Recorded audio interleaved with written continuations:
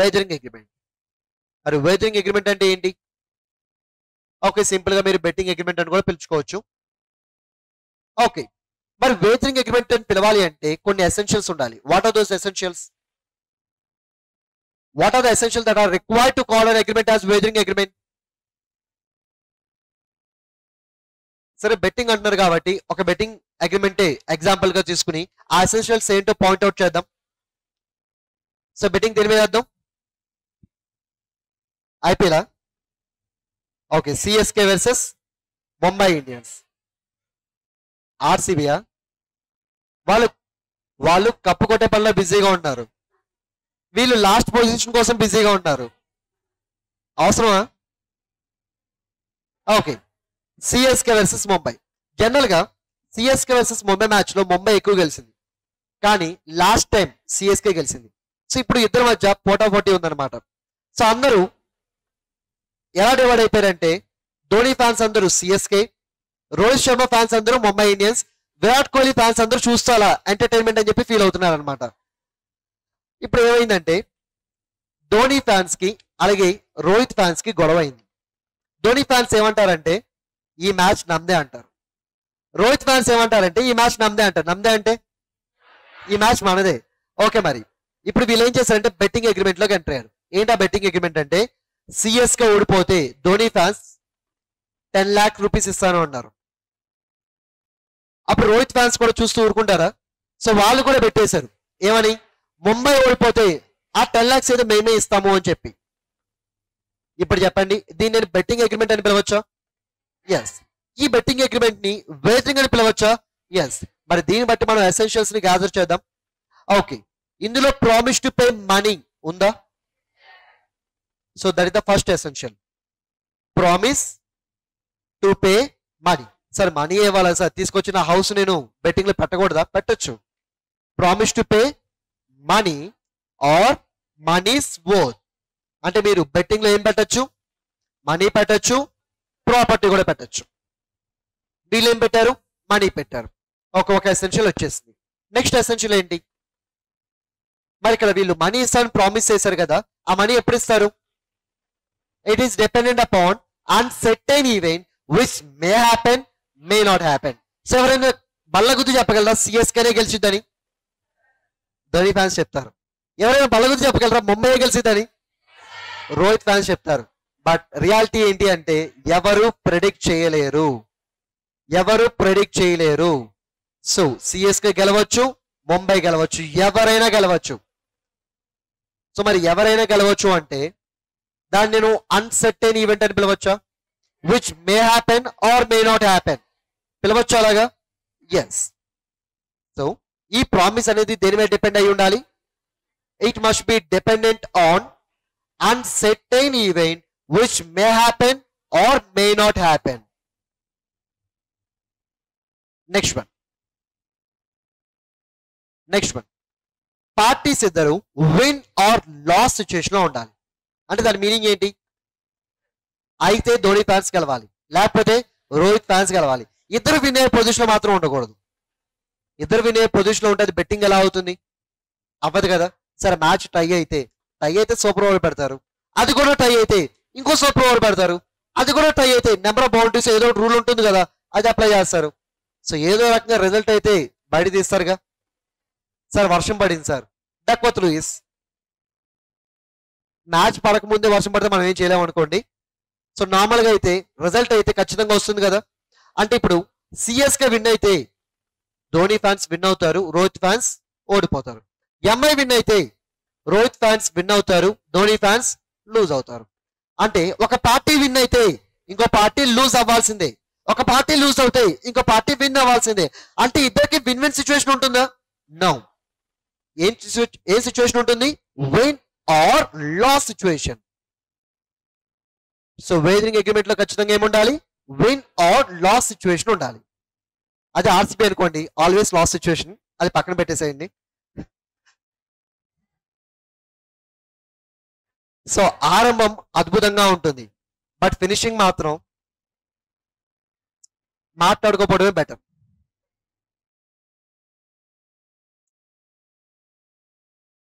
Next one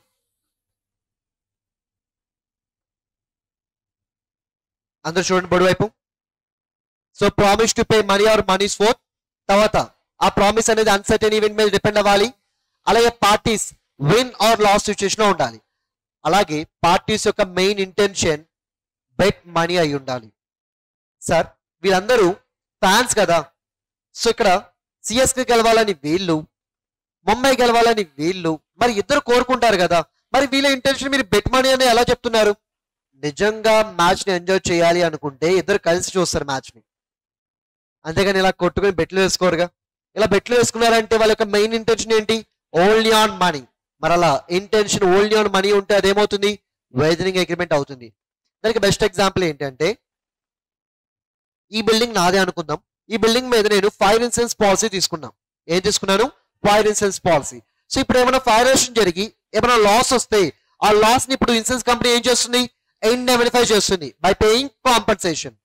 okay, నేనేం ఆలోచించానంటే, fire action జరిగితే ఒక్క బిల్డింగ్ ఏంటి, నా పక్కన ఉన్న బిల్డింగ్ కూడా తగలబోతుందిగా. Why can't I take insurance policy on my neighbour's building అని చెప్పి నేను వాడి బిల్డింగ్ మీద కూడా ఫైర్ ఇన్సూరెన్స్ పాలసీ తీసుకున్నాను. అంటే ఇప్పుడు నా బిల్డింగ్ మీద ఫైర్ ఇన్సూరెన్స్ పాలసీ తీసుకున్నా, నైబర్స్ బిల్డింగ్ మీద కూడా ఫైర్ ఇన్సూరెన్స్ పాలసీ తీసుకున్నా.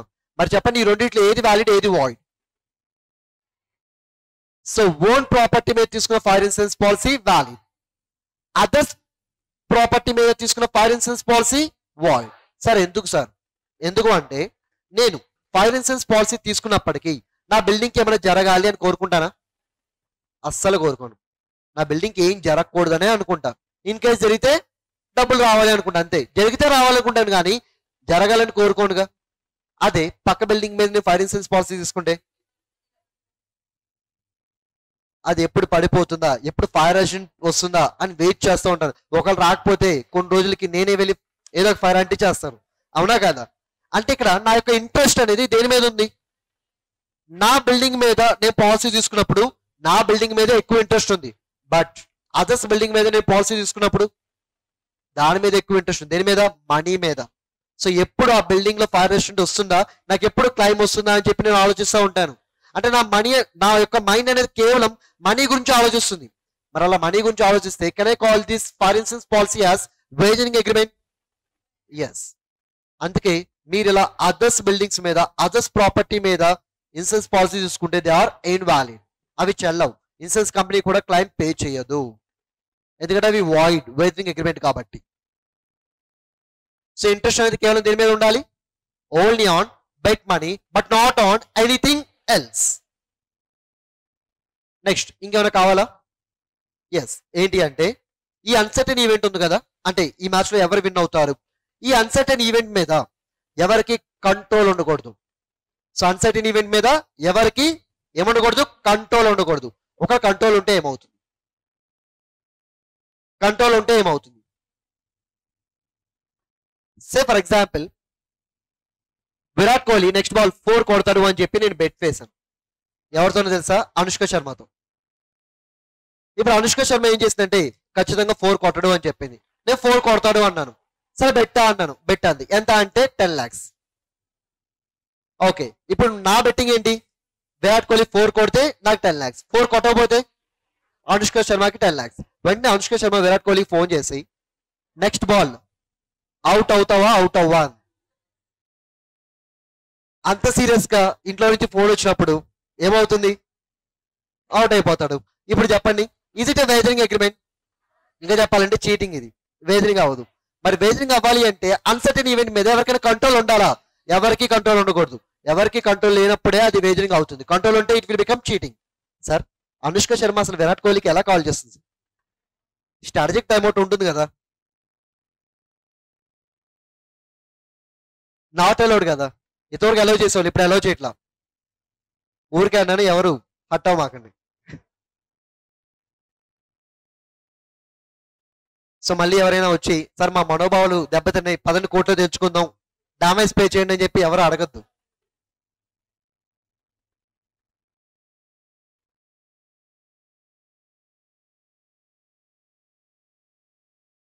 సో ఇప్పుడు చెప్పండి, what are the essentials of wagering agreement? అన్ని వచ్చేసినాయి. There must be promise to pay money or monies for. As such promise must be dependent upon uncertain event which may happen or may not happen. there must be win or loss situation, and intention must be on bet money, and ఎవరికి uncertain event మీద control ఉండకూడదు. Okay, ఇదంతా అయిపోయింది కదా. చివరిలో ఒక చిన్న question అడగనా, చెప్తారా? సరే, CSK versus Mumbai first match, not second match, first match already అయిపోయింది ఇది. బట్ ఈ విషయం అయిపోయినట్టుగా ఏ అండ్ బికి తెలియదు. సో ఏ ఏమో ధోని ఫ్యాన్, బి ఏమో రోహిత్ ఫ్యాన్. సో వీళ్ళిద్దరికి ఇలా CSK versus MI first match అయిపోయిన విషయం తెలియదు. వీళ్ళేమంటా అంటే ఎంఐ విన్ అయింది చూడు అంటున్నాడు. కానీ వీళ్ళు ఏం చూస్తున్నారంటే హైలైట్స్ వస్తున్నారు, లైవ్ చూడట్లా. వీళ్ళేంటంటే సిఎస్కే విన్ అయితే అంటాడు. సరే బెట్టా అంటే బెట్టా అనుకున్నారు, అయిపోయింది. ఇద్దరు 10 lakhs బెట్ వేసుకున్నారు. ఇద్దరు 10 lakhs బెట్ వేసుకున్నారు. ఇప్పుడు సిఎస్కే ఓడిపోతే ఏ బికి 10 lakhs ఇవ్వాలి, ముంబై ఓడిపోతే బిఏకి 10 lakhs ఇవ్వాలి. Can I call this agreement as wagering agreement? Yes or no? Yes or no? Wagering అని పిలవచ్చో పిలవకూడదా? పిలవచ్చు. ఎక్కడైనా వేదరింగ్ అవ్వాలి అంటే ఫ్యూచర్ ఈవెంట్ అయి ఉండాలని చెప్పాను నేను. అన్సర్టెన్ అయితే చాలా ఉన్నాం కానీ ఫ్యూచర్ ఈవెంట్ అవ్వాలని చెప్పలేదుగా. వాళ్ళిద్దరికి రిజల్ట్ తెలియనప్పుడు ఆ రిజల్ట్ ఖచ్చితంగా అన్సర్టెన్ అవుతుందిగా. వాళ్ళిద్దరికి రిజల్ట్ తెలిసి వాళ్ళు చేసుకుంటే చీటింగ్ అవుతుంది. కానీ వాళ్ళిద్దరికి రిజల్ట్ తెలియనప్పుడు రిజల్ట్ అనేది ఖచ్చితంగా వాళ్ళిద్దరి పాయింట్ ఆఫ్ వ్యూ ఏంటిది? అన్సర్టెన్. అందుకే ఇది కూడా ఏమవుతుంది? Wagering agreement. మరి వేదరింగ్ అగ్రిమెంట్స్ వ్యాలిడా వాయిడా? వేదరింగ్ అగ్రిమెంట్స్ వ్యాలిడా వాయిడా? వాయిడ్.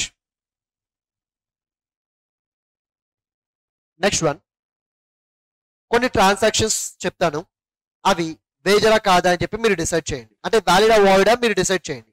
First one, lottery. వ్యాలిడా వాయిడా? Lotteries. Lotteries okay. Government sanctioned lotteries.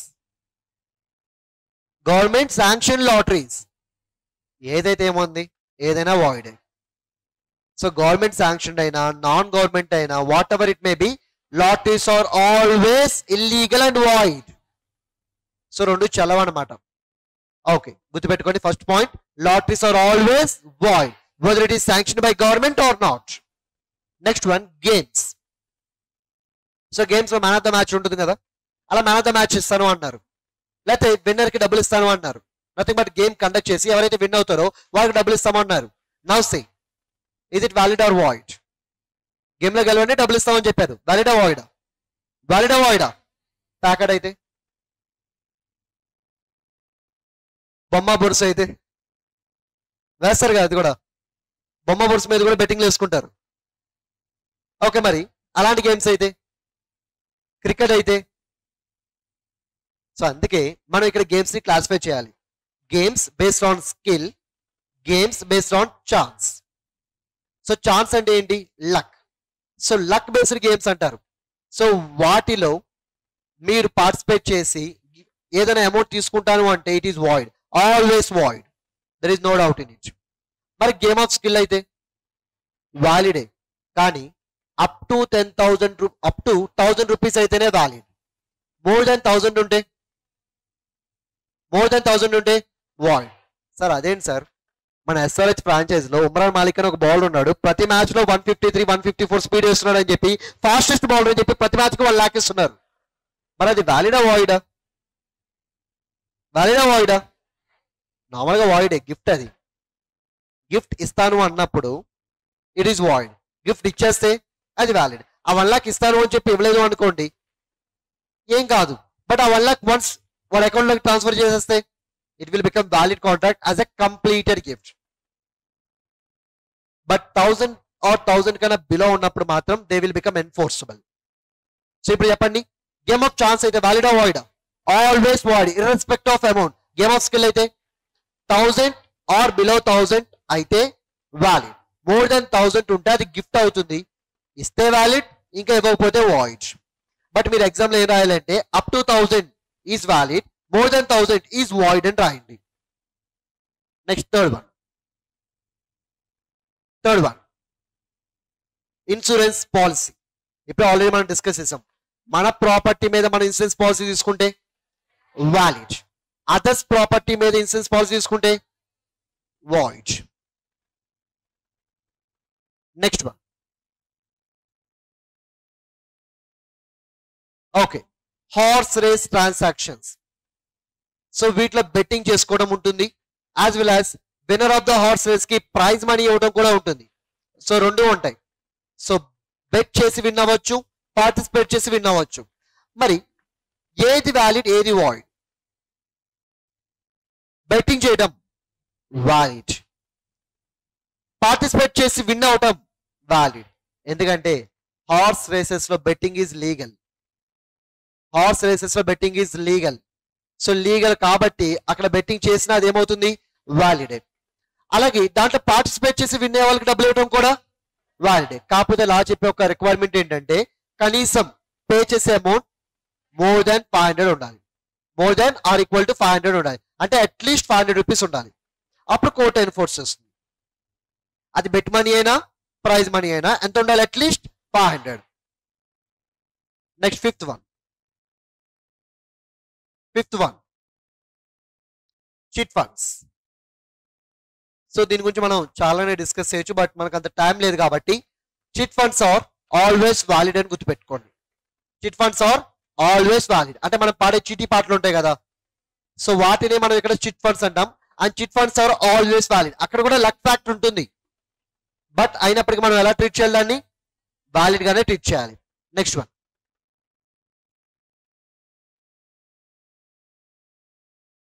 Commercial as well as speculative transactions.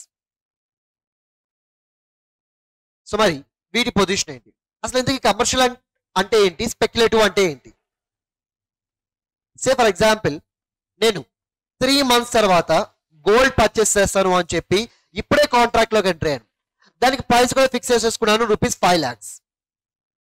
అంటే ఇప్పుడు ఏం చేయాలి, 3 months అయిపోయిన తర్వాత సెల్లర్ నాకు గోల్డ్ ఇవ్వాలి, నేను సెల్లర్కి 5 lakhs ఇవ్వాలి. కానీ ఆ రోజు గోల్డ్ వాల్యూ బాగా ఇంక్రీజ్ అయిపోయి అది 7 lakhsకి వెళ్ళిపోయింది. మరి ఇప్పుడు ఏం చేయాలి? బయట ఏముంటే మీకేంటి, 3 months అయిపోయిందా, అయిపోయింది. గోల్డ్ తీసుకున్నారా, తీసుకున్నారు. ఎంత ఇవ్వాలి, 5 lakhs అంతే. ఆల్రెడీ కాంట్రాక్ట్ క్రియేట్ అయిపోయింది కదా, లాస్ వచ్చినా బేర్ చేయాల్సింది తప్పదు. ఓకే, ఒకవేళ గోల్డ్ వాల్యూ పడిపోయి 3 lakhs అయితే అప్పుడు కూడా 5 lakhs పే చేయాలి. అంటే irrespective of changes in price, మీరు ఎంతైతే కాంట్రాక్ట్ లో ఎంతైతే వాల్యూకి అగ్రీ చేశారో అదే వాల్యూకి మీరు కాంట్రాక్ట్ ని హానర్ చేయాలి. ఇక్కడ మీరు 5 lakhsకి అగ్రీ చేశారు కాబట్టి 5 lakhsకి మీరు కాంట్రాక్ట్ ఏం చేయాలి, హానర్ చేయాలి. సో ఇప్పుడు 7 lakhs అయినా హానర్ చేయాలి, 3 lakhs అయినా హానర్ చేయాలి. అలా హానర్ చేసే దాన్ని ఏమంటారంటే కమర్షియల్ ట్రాన్సాక్షన్ అంటారు. And these commercial transactions are valid. Next one, మరి స్పెక్యులేటివ్ అంటే ఏంటి? ఇప్పుడు వాల్యూ 7 lakhs అయింది. 7 lakhs అయితే నష్టం ఎవరికి, సెల్లర్కి. ఎందుకు సెల్లర్కి నష్టం? బయట అందరూ మార్కెట్లో 7 lakhs తీసుకుంటుంటే పాపం వీడు మాత్రం 5 lakhsకి గోల్డ్ అమ్మాల్సి వస్తుంది. 2 lakhs ఇప్పుడు ఎవరికి నష్టం, సెల్లర్. ఇప్పుడు బయర్ సెల్లర్ ఫోన్ చేసి ఎలాగో నీకు 2 lakhs నష్టమే కదా, మళ్ళీ నువ్వు నా కోసం గోల్డ్ కొని నాకు ఇవ్వడం ఎందుకు, నువ్వు నాకు గోల్డ్ ఏమి ఇవ్వాల్సిన అవసరం లేదు, ఆ 2 lakhs లాస్ ఏదో నాకు ఇచ్చేసే అన్నాడు. అంటే ఇక్కడ వీళ్ళు గోల్డ్ పర్చేస్ చేయట్లా, గోల్డ్ డెలివర్ చేయట్లా. డెలివర్ చేయకుండా ఏం చేస్తున్నారు,